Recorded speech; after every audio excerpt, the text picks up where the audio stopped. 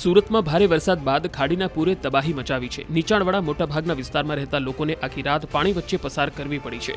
હવે તો વરસાદ બંધ થઈ ગયો છે, પરંતુ પૂરના પાણી નહીં ઓસરતા લોકોને પોતાના ઘર છોડવા પડ્યા છે।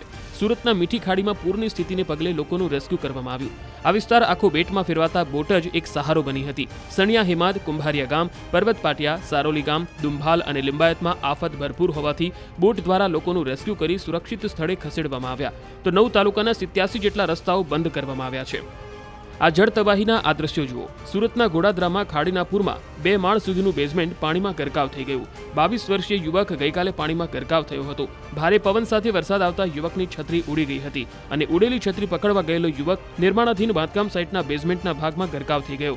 ખાડી પૂરની સમસ્યાના કારણે બેઝમેન્ટનો ભાગ સંપૂર્ણ રીતે પાણીમાં ગરકાવ બની જતા આ ઘટના બની હતી।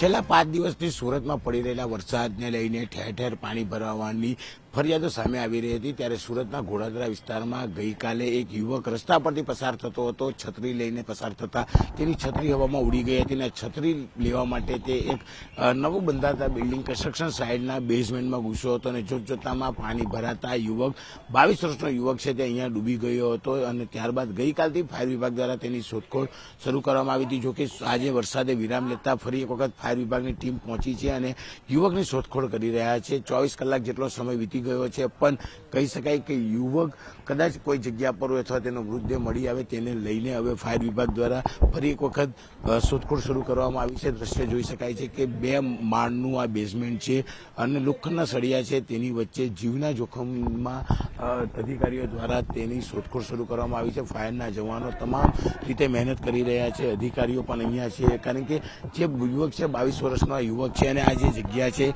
બેઝમેન્ટ 2 માળનું બેઝમેન્ટ છે, એટલે 2 માળ સુધી પાણી ભરાયેલું છે અને બાજુમાં ખાડી પસાર થાય છે, મુખ્ય રોડ પસાર થાય છે, એટલે કે આ યુવક ક્યાં છે તેની કોઈ પણ જાણકારી નથી। પણ જે પ્રકારનો ગઈકાલે ફરિયાદ મળી હતી, ગઈકાલે પણ ચાલુ વરસાદમાં તેની શોધખોળ શરૂ રાખવામાં આવી હતી, પણ મોડી સાંજ થતાં આ રેસ્ક્યુ ઓપરેશન બંધ કરવામાં આવ્યું હતું અને ફરી એક વખત આજે જ્યારે 5મા દિવસે વરસાદે વિરામ લીધો છે ત્યારે ફાયર વિભાગ દ્વારા તે યુવકની શોધખોળ ફરી શરૂ કરવામાં આવી છે। ફાયરની ટીમ અહીંયા પહોંચી છે તરવૈયાઓ સાથે અને તેને શોધવા માટે પાણીમાં ડૂબકી લગાવી રહ્યા છે। જોકે જે પ્રકારની આ કન્સ્ટ્રક્શન સાઇટ છે 2 માળ સુધી છે અને લોખંડના ખુલ્લા સળિયા અહીંયા એટલી હદે વાગે એવા છે, એવામાં આ ફાયરના જવાનો આ યુવકની શોધખોળ શરૂ કરી છે। એટલે કહી શકાય કે ફાયર વિભાગ છેલ્લા 4 દિવસથી આ જ પ્રકારે પાણીમાં શોધખોળ કરતા હોય છે, તમામ લોકોને રેસ્ક્યુ કરતા હોય। ત્યારે હું કેમેરામેનને કંઈક દ્રશ્ય બતાવવા માંગશે કે જે મેઇન રોડ છે, મેઇન રોડનું ડિવાઈડર દેખાઈ રહ્યું છે કે ડિવાઈડરથી કન્સ્ટ્રક્શન સાઇટ આખી ખુલ્લી છે અને છત્રી ઉડતા યુવક છત્રી લેવા આવ્યો હતો અને આ